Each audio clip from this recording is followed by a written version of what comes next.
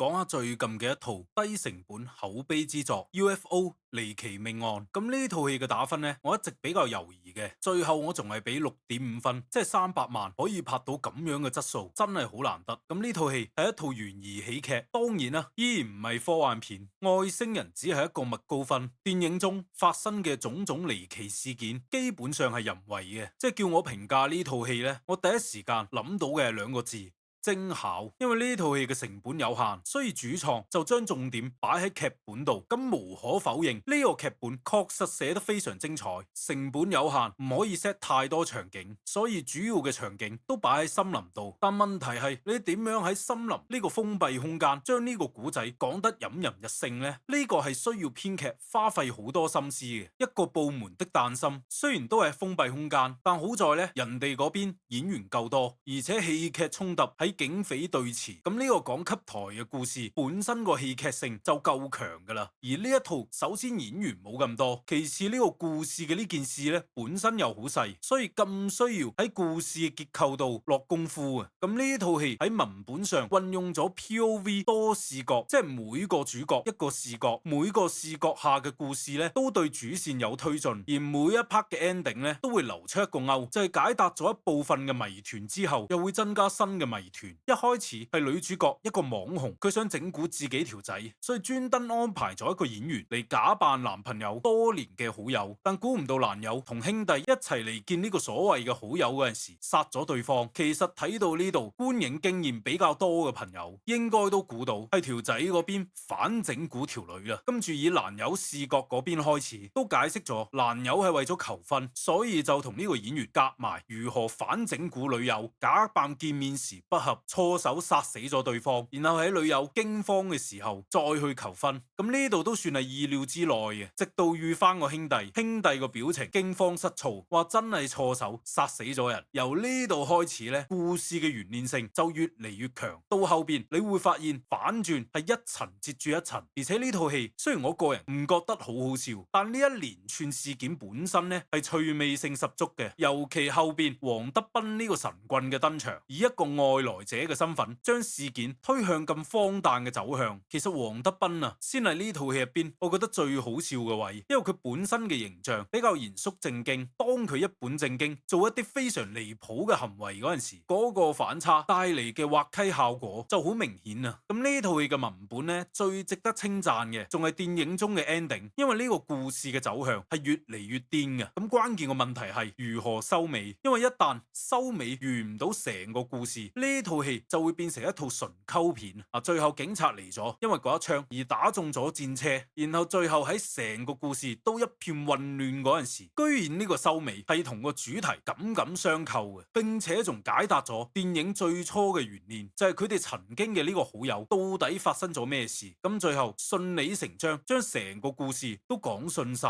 咁呢個結尾呢，真係太有巧思啦！意料之外，又喺情理之中。而呢套戲都係最近呢幾年港產片少有嘅，唔通過角色去講大道理、講金句，就係俾你由喜劇所帶嚟嘅純粹嘅快樂。呢個係好難得嘅。其次呢套戲都係咁貼合 Z 世代嘅，電影中有大量嘅網絡文化。呢個故事其實都係建立喺如今呢個網絡時代先成立嘅。咁女主角佢就係一個 KOL，電影最初嘅因由就係佢想整蠱條仔。然後你諗下，陳湛文飾演嘅茄喱啡點解個個都揾佢，並且咁樣嘅事係合理嘅？同樣都係因為呢個係一個人人都可以拍片嘅時代，大家都需要演員啊。對於陳湛文嚟講呢，佢早就適應咁樣嘅節奏，佢先可以一下子應承好幾個人嘅要求。咁如今網絡時代，只要有流量，乜嘢都可以造假，包括黃德斌呢種睇似係權威，佢都需要流量。你睇電影都係由網片開始，最終由網片結束。咁呢種現象係獨屬於呢個時代嘅，所以呢個就係一套網片時代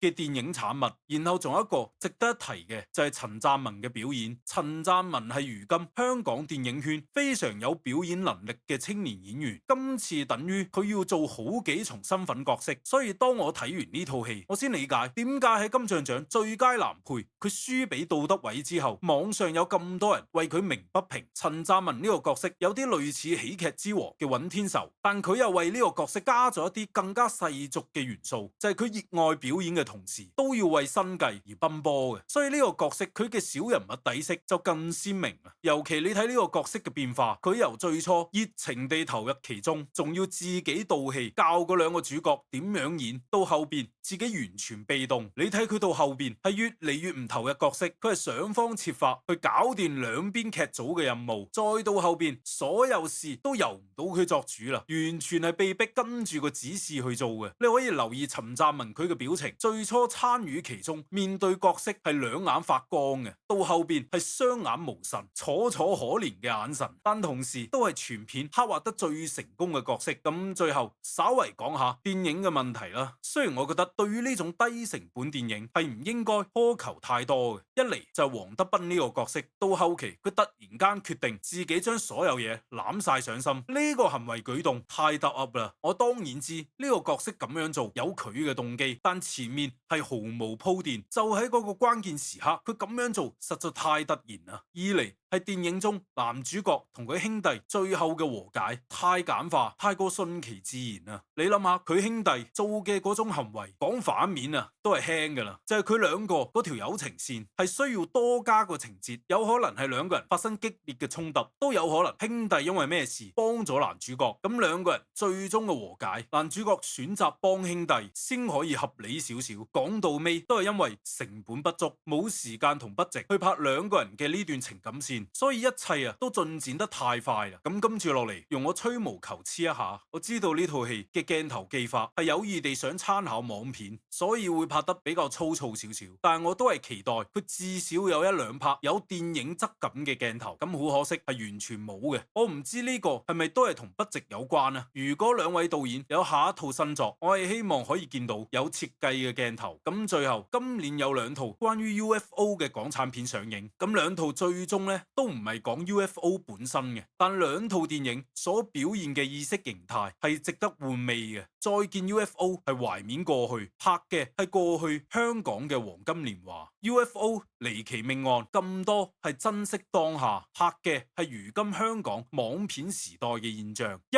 眼就睇得出兩邊嘅創作者係咩年齡階段嘅。呢個都係一個有趣嘅現象。咁最後嘅最後，我仲係真心推介宇宙探索編輯部，我都希望香港嘅創作者都能夠去睇下。呢近10年呢種低成本嘅喜劇片係冇一套可以超越呢一套嘅，成本都係幾百萬左右，全片一直係手持攝影，做成偽紀錄片，而且電影中帶有科學哲思同人文關懷，都拍得特別深刻，甚至全程用手持鏡頭，居然有一拍屬於電影嘅 magic moment， 係屬於喺戲院睇嗰陣時會被衝擊到瞬間起雞皮。我前面話希望見到有設計嘅鏡頭，咪就係呢種咯。然後最關鍵係呢個導演同兩套 UFO 嘅導演最大唔同，係睇得出孔大山呢個導演係真係喜歡 UFO 文化嘅，佢對神秘嘅離奇現象係抱有濃烈嘅興趣嘅。而兩套 UFO 嘅導演都只係借 UFO 嚟講自己嘅古仔，你睇得出佢哋本質上都係唔信 UFO 嘅。而孔大山佢係真係信呢樣嘢嘅，所以電影中最後嘅情感衝擊先可以咁動人。呢個係一個經常仰望星空、思考宇宙嘅人先拍到咁樣嘅作品，所以最後強烈同大家推介。